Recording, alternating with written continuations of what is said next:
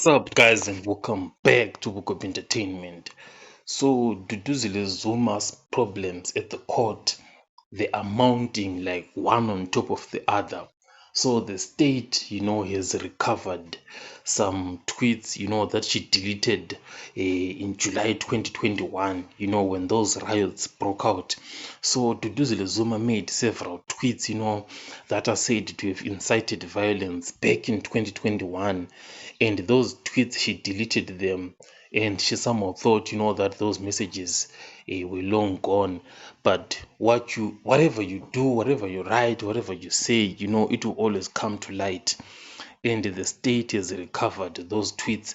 So what that means, is that we might see Duduzile Zuma being convicted, being sentenced, and spending some time behind bars.